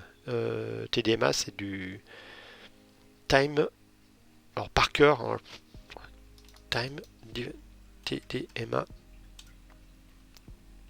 Time Division Multiple Access, ça veut dire que du coup on va émettre par petit paquet, et puis quelqu'un d'autre va pouvoir émettre sur la même fréquence par petits paquets qui vont venir s'interconnecter dedans. Donc c'est du multiplexage. FDMA, c'est pas en termes de temps qu'on fait le multiplexage, F c'est frequency, c'est au niveau de la fréquence. Puis GMSK par contre c'est un autre mécanisme, hein, à ma connaissance il n'y a pas de multiplexage en GMSK. C'est un type de modulation pour envoyer un signal numérique, parce qu'on ne va pas envoyer un signal numérique comme on envoie un signal analogique. Et donc là-dessus, en plus, il y a tout le mécanisme de signalisation pour dire, bah tiens, c'est Yves qui discute avec Pierre, etc. Et donc c'est cet ensemble-là, en fait, dont on parle, et le projet 17 que je montrais, c'est cet ensemble-là, plus le matériel, pour pouvoir n'utiliser que des protocoles et du matériel qui soit libre. Ouais, le TDMA, c'est comme le GSM. Le GSM, d'ailleurs, il y avait des trucs qui étaient rigolos. Le GSM, il a posé des problèmes au tout début pour être sûr qu'on ait comment je pourrais dire ça, une mesure du temps qui soit vraiment précise. Parce que, en fait, on avait juste des slots, des petits moments dans lesquels on envoyait une information. Et on pouvait envoyer que pendant l'information, pendant le temps qui nous était attribué. Je vais dire n'importe quoi parce que je ne me souviens pas de la norme GSM. Mais je vais dire, par exemple, on a 8 canaux. C'est-à-dire qu'il peut y avoir 8 personnes qui vont discuter, qui vont être capables de discuter en même temps sur la même fréquence. Mais ça veut dire que, je dis vraiment n'importe quoi en termes de nombre, mais c'est le principe qu'il faut retenir. Une seconde est divisée en 8. Et puis moi je peux travailler que pendant mon huitième de seconde qui m'est alloué. C'est ça, comme le dit Sébastien, le ta-ta-ta-ta-ta qu'on entendait dans les haut-parleurs qu'on utilisait. Et donc le TDMA, il fallait qu'on envoie le truc vraiment quand c'était à notre tour de parler. Le problème, c'est que ces temps, ils étaient tellement courts que quand on était relativement loin de la borne, il fallait qu'on discute pendant notre time slot, pendant le temps pendant la durée qui nous était accordée. Mais le temps que mettait le signal à partir de là où j'étais jusqu'à arriver jusqu'à la borne, et bien quand elle arrivait à la borne, elle était trop tard. Et donc du coup, il y a un truc qui s'appelait le timing advance, qui permettait de mesurer, donc qui avait comme objectif de mesurer la distance à laquelle on était de la borne pour envoyer le signal un petit peu en avance de notre téléphone pour qu'il arrive au bon moment sur l'antenne radio, sur l'antenne de l'opérateur. Donc c'est assez, voilà, c'est un truc que je trouvais ça assez rigolo de ce côté-là. Et toutes ces couches, bah non, sont pas normalisées parce que bah, c'est un petit peu comme, je sais pas moi, comme c'est normalisé chez un constructeur, comme il n'y a pas eu un besoin d'interopérabilité qui est très fort, bah il faut le dire, hein, s'il n'y a pas besoin d'interopérabilité, il n'y a pas de normalisation qui se font. Hein. Ouais, c'était une des solutions qui était utilisée pour connaître la distance avec le relais. C'est pour ça qu'en GSM, il y a des spécialistes GSM ici. Je crois me souvenir qu'on ne pouvait pas être à plus de 36 km de l'antenne. Parce que le Timing Advance était capable de mesurer jusqu'à 36 km, enfin, équivalent 36 km en temps d'avance. C'est quand même flou, il faudrait que je trouve le moyen. Je suis pas sûr que ma caméra fasse plus que du 25 images secondes. Voilà.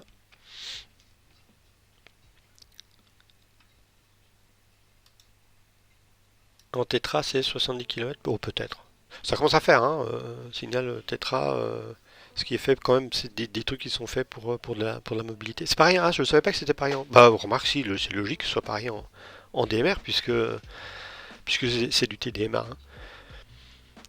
Eh ben, Jean-Luc, maintenant que tu es revenu, il y avait une remarque qu'on se posait. Il y a Fred qui disait que le protocole AMB allait peut-être être, passé en domaine public à sa connaissance. Il avait entendu ça. Hein. Et moi je disais, ouais, mais c'est pas AMB2 qui est utilisé aujourd'hui dans le D-Star. Donc oui, AMB2 est utilisé dans le DMR, mais est-ce qu'il n'est pas également utilisé dans le D-Star? AMB1, oui, c'est celui du D-Star. Oui, donc c'est pas AMB2 qui est utilisé dans le. AMB2 n'est utilisé que dans le. J'ai dit Fred? Ouais, c'est Seb. C'est ça, bah, je pensais que. Donc, pour ceux qui n'ont pas le chat sous les yeux, Jean-Luc nous précise, AMB2 est utilisé par le protocole DMR et le protocole Fusion. Donc oui, Sipo, tu peux voir, c'est le bordel. Hein. Que ce soit clair, c'est le bordel. Moi, je ne suis équipé que en DMR parce qu'il y a plein de postes chinois pas chers qui le font. Mais après, voilà, c'est vite le bordel.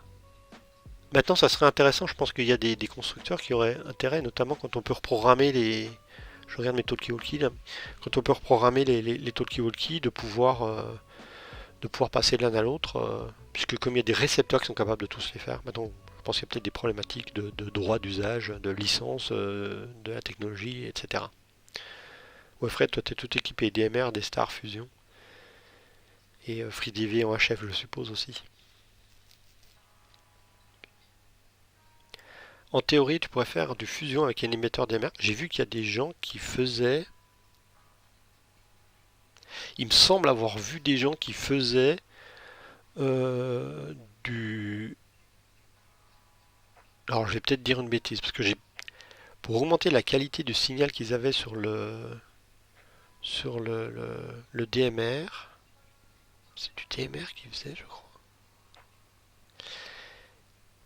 Ils utilisaient un talkie-walkie qu'on pouvait basculer en double bande. Il y avait le double de la bande passante qui était fonctionnel.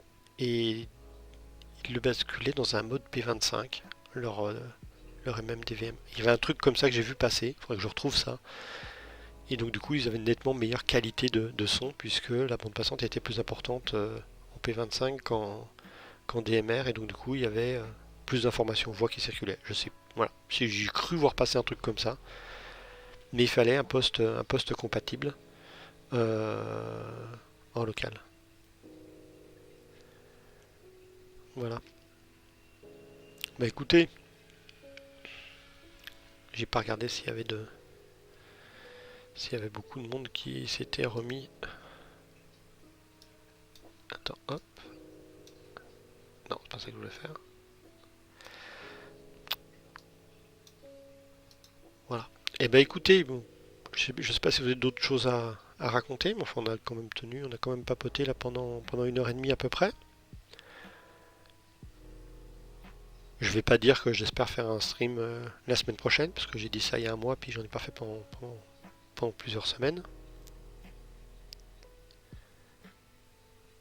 C'est pour ça qu'on doit passer 2 modèles AMB pour passer du DMR au D-Star.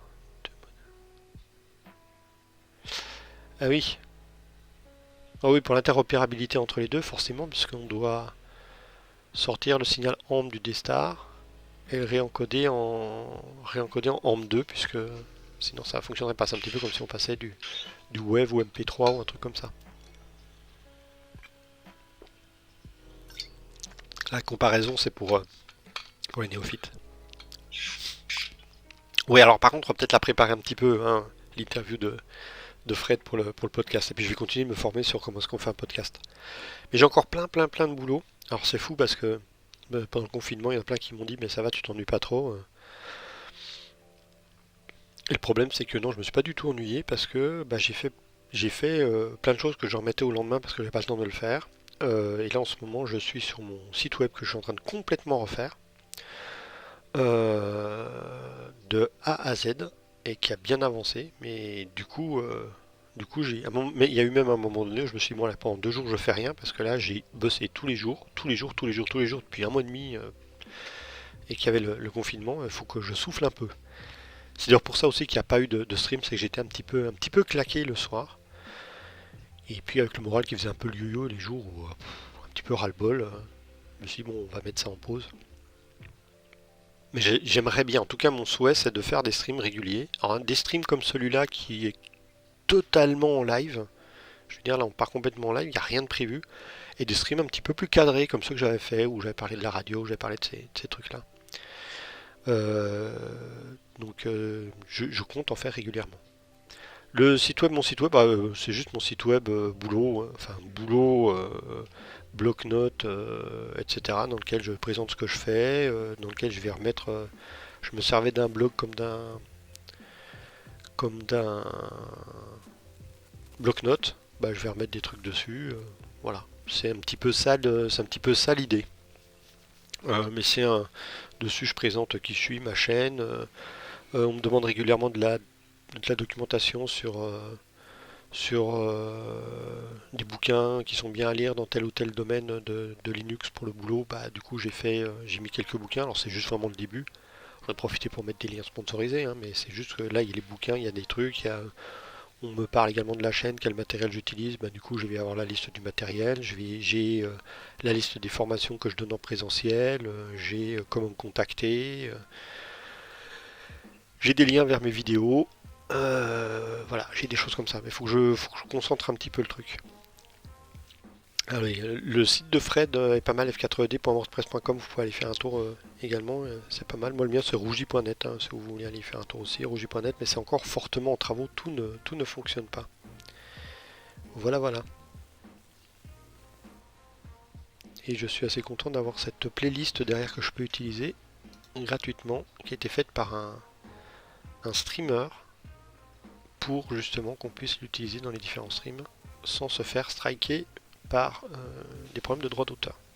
Si à l'occasion il y en a qui sont intéressés pour que je parle de sujets plus liés au stream, je vais avoir du mal à raconter parce que je débute vraiment, ou au tournage de vidéos sur YouTube ou ce genre de choses là, et ben ça pourra faire l'objet également d'un stream, on pourra en parler. Mais n'hésitez pas à me le demander avant que je sache un petit peu les sujets que vous souhaiteriez aborder. Voilà, voilà, moi bah écoutez, je vais conclure là, parce que j'ai pas grand chose d'autre à dire. J'ai passé un bon moment en votre compagnie, c'est très sympa d'être venu, hein. On a tourné entre 10 et 15 personnes en moyenne, ce qui est vraiment cool, ce qui est loin d'être négligeable, surtout sur Twitch. Fred, bah écoute, à bientôt Fred, hein, va démonter ton truc sur l'imprimante. Bonne nuit, à très vite. Sébastien, bah, merci à vous d'être venu. Je veux dire, si j'étais tout seul à parler, il n'y aurait aucun intérêt. Merci à vous d'être venu. Merci Fred, merci à toi, merci à vous tous d'être venus. N'hésitez pas, je suis joignable sur Twitter. Il y a possibilité pour ceux qui apprécient le travail que je fais, qui veulent participer au financement de la chaîne et de mon activité, je dirais, de vidéo, que ce soit stream, vidéo sur YouTube ou quelques autres trucs. N'hésitez pas, il y a des liens sur ma page, que ce soit sur la page YouTube ou que ce soit ici sur Twitch, des liens vers notre Tipeee, vers Utip. Patreon, j'ai pas de mettre là. Et oui, il est 22h41, ça fait 1h45 qu'on est là en train de papoter. J'ai passé un bon moment avec vous. F4GVP, merci d'être venu également. Si c'est la première fois que tu viens, que tu es venu, F4GVP, la dernière fois j'avais fait un truc sur la radio, sur la SDR, sur les antennes. On avait fait une mesure d'antenne avec un petit analyseur d'antenne, voir un petit peu le comportement de la longueur de l'antenne, etc. Et d'ailleurs que j'ai toujours pas calibré mon analyseur d'antenne, parce qu'il nous donnait des résultats qui était correct dans l'absolu, en relatif, mais en absolu, les nombres étaient n'importe quoi. Donc ouais, je vais sans doute faire un petit peu plus de radio en fait sur Twitch. Je pense qu'il n'y a pas grand chose, pas grand monde qui en fait. Alors qu'il y a du monde qui fait du Linux sur la radio, il n'y a pas grand monde qui en fait, donc c'est peut-être un petit peu l'occasion. Voilà, voilà. Ben, je vous dis à très bientôt, tout le monde. N'hésitez pas à faire un petit coucou sur Twitter. J'ai pas mis le, J'ai pas mis le lien vers le Discord. Tiens, il faudrait que je fasse ça. Je vais vous mettre le lien vers le Discord pour ceux qui veulent s'y inscrire. Alors c'est pour ceux qui sont sur Discord. Je vais aller voir sur une de mes pages, sur une de mes vidéos pour avoir le lien parce que je ne l'ai pas préparé. Vous voyez, hein, le mec qui a quand même vachement préparé son stream. Hein. Il est obligé d'aller chercher ailleurs les... euh,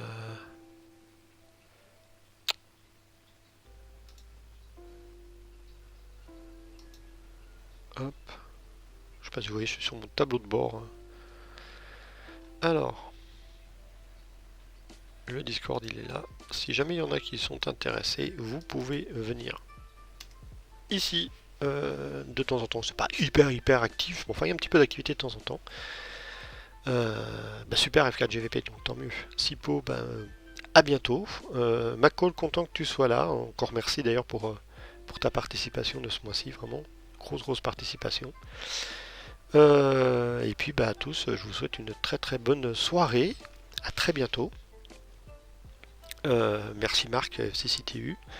Je vais demander vraiment un sponsoring une boîte qui fait du matériel radio qui vient de sponsoriser. Et vu le nombre de radiomateurs qu'il y a ici, c'est pas possible autrement. Non, je vais attendre d'être un petit peu plus quand même de monde que ça pour faire ça. Mais ça me semble une bonne idée quand même. Merci Jean-Luc. Et puis peut-être, si j'oublie pas, parce que alors, en général en ce moment-là je pars sur mes trucs et puis je regarde l'heure puis je me dis il est 22h. Et puis du coup je zappe. Je vais essayer de penser demain à faire un petit coucou sur le QSO de l'urgence sur le TG 2080 sur IPSC2. J'ai dû virer Brandmeister de ma configuration. Voilà, à très bientôt tout le monde. Et encore une fois, merci d'être venu.